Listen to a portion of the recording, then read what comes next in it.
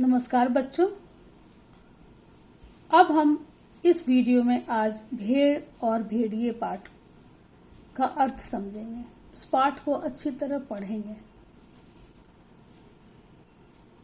इसके पहले वीडियो में मैंने आपको कहानी का सारांश और एक वीडियो में मैंने आपको पूरे पाठ का परिचय बताया। इस वीडियो में मैं इस कहानी को पढ़कर इसका अर्थ बताऊंगी।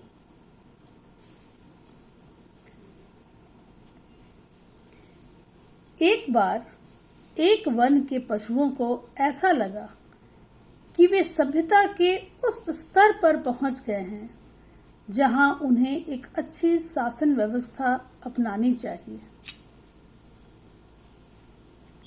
और एक मत से यह तय हो गया कि वन प्रदेश में प्रजातंत्र की स्थापना हो। पशु समाज में इस क्रांतिकारी परिवर्तन से हर्ष की लहर दौड़ गई कि सुख समृद्धि और सुरक्षा का स्वर्ण युग अब आया और वह आया। एक बार वन प्रदेश में पशुओं ने सोचा कि वे अब इतने सभ्य हो गए हैं, सभ्यता के इस स्तर पर पहुंच गए हैं कि उन्हें अब एक अच्छी शासन व्यवस्था अपनानी चाहिए। तो उन्होंने सोचा कि क्यों ना हम प्रजातंत्र की स्थापना करें। एक मत से सभी लोग यह सोचे कि प्रजातंत्र की स्थापना हो। प्रजातंत्र, आप ध्यान दें, प्रजातंत्र का क्या अर्थ है? प्रजातंत्र का अर्थ है लोकतंत्र, जिसका अर्थ है जनता का शासन। अर्थात जनता चुनाव में जब अपने जनप्रतिनिधियों को चुनती है और उन्हीं के द्वारा चुने गए प्रतिनिधियों की सरकार बनती है, उसे हम प्रजातंत्र कहते हैं। जनता के द्वारा और जनता के लिए प्रजातंत्र की यही परिभाषा है। ऐसी शासन व्यवस्था जिसमें जनता का शासन हो, जनता के द्वारा शासन हो और जनता के भलाई के लिए शासन हो। वन प्रदेश में प्रजातंत्र की स्थापना उन्होंने क्यों सोचा कि प्रजातंत्र की स्थापना हो?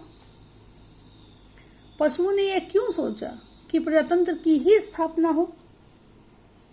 क्योंकि उन्हें ऐसा लगने लगा था कि वे अब सभ्य हो गए हैं।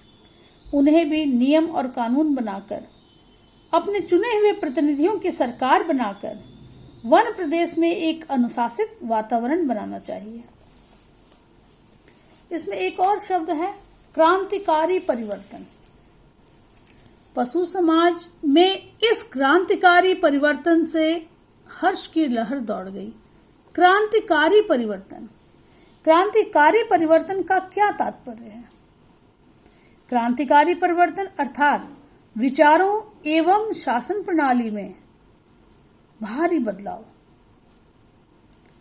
विचारों एवं शासन प्रणाली में भारी बदलाव। यहां पर इस शब्द का प्रयोग वन की शासन व्यवस्था के संदर्भ में किया गया है, क्योंकि वन में पशुओं को शासन व्यवस्था में सुधार की आवश्यकता का एहसास हो रहा था। सुख और समृद्धि, इसमें एक और शब्द है सुख और समृद्धि, सुख समृद्धि और सुरक्षा का स्वर्ण युग। इससे लेखक का अभिप्राय है कि ऐसा वातावरण जहां किसी को किसी से भय न हो, चारों ओर प्रसन्नता तथा खुशी का वातावरण हो और सभी में एक दूसरे के प्रति स्नेह, बंधुत्व और सहयोग की भावना हो। इसमें से ये आप ध्यान रखें। प्रजातंत्र, क्रांतिकारी परिवर्तन क्या है? भारी बदलाव है ना, विचारों और शासन प्रणाली में भारी बदलाव और सुख समृद्धि का युग। पशुओं ने तय किया कि वे प्रजातंत्र की स्थापना करेंगे। जिस प्रदेश में हमारी कहानी ने चरण धरे हैं उनमें भेड़ें बहुत सी थी। निहायत नेक, ईमानदार, कोमल, विनयी, दयालु, निर्दोष पशु जो घास तक को फूक फूक कर खाता है। तो हम पहले ही जान चुके हैं कि भेड़ें किनकी प्रतीक है? आम जनता की, भोली भाली जनता की। भेड़ों ने, और इस प्रदेश में भेड़ों की संख्या बहुत अधिक है। भेड़ों ने सोचा कि अब हमारा भय दूर हो जाएगा, हम अपने प्रतिनिधियों से कानून बनवाएंगे कि कोई जीवधारी किसी को न सताए, न मारे, सब जिए और जीने दें। इस शासन व्यवस्था पर, इसी व्यवस्था पर उन्होंने सोचा कि ऐसी व्यवस्था हो जो सब जिए और जीने दे। शांति, स्नेह, बंधुत्व और सहयोग के पर समाज हमारा आधारित हो, सब जिए और जीने दे। लोकतंत्र में इस वाक्य का बहुत महत्व है।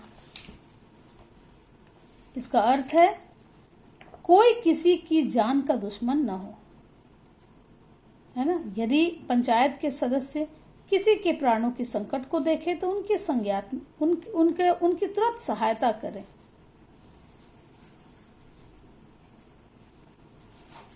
उधर भेड़ियों ने सोचा, ये भेड़ों की सोच है। और भेड़ियों की क्या सोच है? भेड़ खुश हैं कि अगर प्रजातंत्र आएगा तो उनकी भलाई होगी। ऐसा समाज बनेगा जहां किसी को भय ना हो, सब लोग आराम से रहेंगे, निश्चिंत होकर रहेंगे, एक दूसरे के साथ रहेंगे। वहीं पर अब भेड़ियों की क्या सोच है? अब भेड़िए वहां सोचते हैं कि अब हमारा संकट काल आ गया। वे बहुत चिंतित हैं। वे सोचते हैं कि अब उनका संकट काल आया। भेड़ों की संख्या इतनी अधिक है कि पंचायत में उनका ही बहुमत होगा। और अगर उन्होंने कानून बना दिया कि कोई पशु किसी को न मारे तो हम खाएंगे क्या? क्या हमें घास चरना सीखना पड़ेगा? क्योंकि भेड़िए तो मांस खाते हैं, वे मांसाहारी पशु हैं और वे सिंह, शेर के छोड़े हुए मांस को खाते हैं। तो भेड़ियों ने सोचा, शेरों के छोड़े हुए मांस को और छोटे जीवों को खाते हैं, तो भेड़ियों ने सोचा कि अब तो ये संकट हो गया, क्योंकि यदि वे भेड़ को नहीं मारेंगे तो वो खाएंगे क्या? ज्यों-ज्यों चुनाव समीप आता, भेड़ों का उल्लास बढ़ता जाता। ज्यों-ज्यों चुनाव समीप आता, भेड़ियों का दिल बैठता जाता। आप देखें कि भेड़ों और भेड़ियों दोनों के विचारों में कितना अंतर है, दोनों की स्थितियों में अंतर है। एक प्रजातंत्र के आने से प्रसन्न है तो दूसरा प्रजातंत्र के आने की कल्पना से ही उनका दिल बैठ रहा है। एक दिन बूढ़े सियार ने भेड़िए से कहा, मालिक, आजकल आप बड़े उदास रहते हैं। हर भेड़िए के आसपास 2-4 सियार रहते ही हैं। जब भेड़िया अपना शिकार खा लेता है तब ये सियार हड्डियों में लगे मांस को कुतर कर खाते हैं और हड्डियां चूसते हैं। तो